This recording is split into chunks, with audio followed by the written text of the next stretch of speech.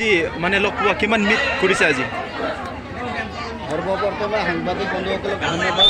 আজি আমার 24 নং দেওপানী মানে সমষ্টিত আমার এই সংকল্প বিকশিত ভারত আমার এই বিকশিত ভাৰতৰ উদ্দেশ্য লৈ আমাৰ ৰাইজৰ মাজত আমাৰ কাৰ্বি আংলং অটোনমাছ কাউন্সিলৰ ডিপাৰ্টমেণ্টসমূহে আমাৰ টোটেল আছে 30 ডিপাৰ্টমেণ্ট। এই 30 ডিপাৰ্টমেণ্টৰ ওচৰত আমাৰ প্ৰায় ডিপাৰ্টমেণ্ট আমাৰ ইয়াত উপস্থিত হৈছে আৰু এই ডিপাৰ্টমেণ্টৰ অৰ্থে আমাৰ যিবিলাক ৰাইজ আছে সেই ৰাইজবিলাকক আমাৰ সজাগতা তথা ডিপাৰ্টমেণ্টলি কেনেধৰণৰ কামবিলাক কৰিব লাগে, যেনেকৈ এগ্ৰিকালচাৰ আমি যদি কৰিম সেই এগ্ৰিকালচাৰবিলাক মাটিখিনি কেনেকৈ হ'ব লাগে আৰু এই মাটিখিনিৰ ওপৰত আজি ৰাইজক বুজাই দিয়া হৈছে। আৰু যেনেকৈ আমাৰ PNRD, যেনেকৈ আমাৰ PHEসকল যিবিলাক জল জীৱন মিছন, আমি জল জীৱন মিছনটো কেনেধৰণৰ আগবাঢ়িলে মানে জল জীৱন মিছনটো ছাকচেছ হ'ব আৰু এই জল জীৱন মিছনটোত কি পৰিমাণে পানীবিলাক থাকিলে যাতে ফ্ল'ৰাইড নাপায় বা ফ্ল'ৰাইড পালে কি কৰিব লাগে, ফ্ল'ৰাইড পালে খাব পাৰি নে নোৱাৰি এই বিষয়ে আমাৰ কৈছে।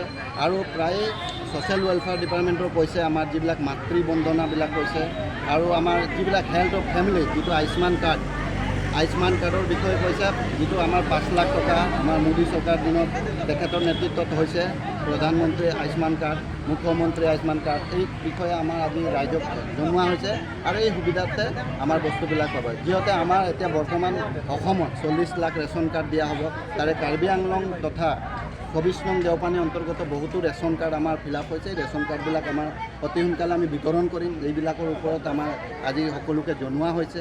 আৰু যিহেতু অসম চৰকাৰৰ পৰা আমাৰ যিবিলাক আমাৰ অৰুণোদয় আঁচনি, এই অৰুণোদয় আঁচনিবিলাকৰ যাতে আই মাতৃসকলে বিলৰ কাৰণে বা নিমখৰ কাৰণে, তেলৰ কাৰণে যিবিলাক টকা আমি দি আছোঁ 1250 টকা, সেইবিলাকৰ বিষয়ে আমাৰ জনোৱা হৈছে। আৰু আমাৰ আজি ইয়াতে প্ৰায় সকলো ডিপাৰ্টমেণ্টে নিজৰ ডিপাৰ্টমেণ্টলি কেনেকৈ ইণ্ডাষ্ট্ৰী যিবিলাক যুৱক, এই যুৱকবিলাকে আমাৰ কেনেকৈ ইণ্ডাষ্ট্ৰীৰ পৰা প্ৰায় 2 লাখৰ পৰা 1 কোটি টকালৈকে লোন ল'ব পাৰে, এই লোনবিলাক আমি কেনেকৈ ল'ব পাৰে ডিপাৰ্টমেণ্টলি প্ৰজেক্ট বনাই দিব। আমাৰ গাঁওবুঢ়াৰ পৰা NOC লৈ আমাৰ ডিপাৰ্টমেণ্টলি যোগাযোগ কৰিলে তেখেতলোকে প্ৰজেক্ট বনাই দিলে আজি আমাৰ বেংকে লোন দিব। এই কথাখিনি আমাৰ আজি আমাৰ এই সংকল্প বিকশিত ভাৰতত এই কথাখিনি আমাৰ আজি কোৱা হৈছে আৰু আমি প্ৰত্যেকে ৰাইজে সন্তুষ্টিৰে একগ্ৰতাৰে চাইছোঁ আৰু শুনিছোঁ। গতিকে ধন্যবাদ সকলো ডিপাৰ্টমেণ্টক আৰু আপোনালোককো ধন্যবাদ দিছোঁ যে আপোনালোকে আজি ইয়াত উপস্থিত হৈছে আৰু সকলো কথাখিনি যাতে আমাৰ সংবাদ মাধ্যম যোগেদি যাতে ৰাইজে সজাগতা হয় আৰু বস্তুখিনি পায় তাৰে আশা ৰাখি সকলোকে যাতে আপোনালোকে অৱগত কৰিব বুলি আশা ৰাখিছোঁ। ধন্যবাদ। আৰু ছাৰ আছে এটা কথা, এইটো দুপনি সমষ্টিত কিবা চেণ্ট্ৰেল স্কিম বেছি আছে বোলো, মানে এইটো কৰা ডিপাৰ্টমেণ্টৰ পৰা এইটো কিমান মানে ফিনিচিং হৈছে এইটো চেণ্ট্ৰেল স্কিমতে?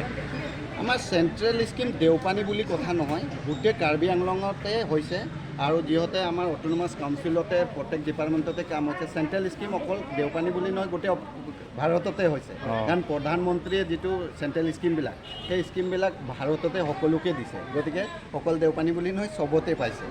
ধন্যবাদ। আচ্ছা ছাৰ, একটা আছে আপোনাৰ এইটো আমাৰ নিজৰ হয়, এইটো দেওপানী সমষ্টিতে এইটো গভৰ্ণমেণ্ট পৰা দিয়া ঘৰটো, এইটো এতিয়া কমপ্লিট নোহোৱা বি আছিলে, সেইকেইটা কথা আপোনাক কি ক'ব?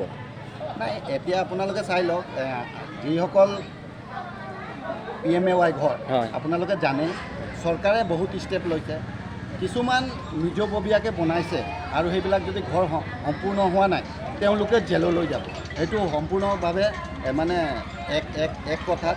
আৰু যিবিলাক কোনোবাই যদি কৰি পেলাই তেওঁলোকে ধৰক কাৰোবাৰ টকা খাইছে, সেইখিনিও আমি চাই আছোঁ, তেওঁলোকেও জেললৈ যাবলৈ সাজু হ'ব লাগে। কাৰণ প্ৰধানমন্ত্ৰী ঘৰবিলাকক টকাবিলাক খাবলৈ তেওঁলোকক দিয়া নাই, আমি জনসাধাৰণ যিবিলাক ৰাইজ আছে তেওঁলোকক আমি উপকৃত কৰিবৰ কাৰণেহে দিয়া আছে। গতিকে আমি তেওঁলোকৰ ঘৰবিলাক আমি লিষ্টেড কৰি আছোঁ। যদি তেনেকৈ ধৰণৰ কিবা আছে তেতিয়া আমি ডিপাৰ্টমেণ্টলি চাই সেইবিলাক লিষ্ট কৰি আমি তেওঁলোকৰ FIR কৰিব লাগে, ডিপাৰ্টমেণ্টলি FIR কৰিব লাগে, তেতিয়া নিশ্চয় তেওঁলোকে ঘৰখিনি সম্পূৰ্ণ হ'ব।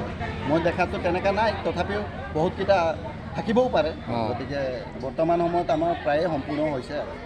ধন্যবাদ। নমস্কাৰ, মোৰ নাম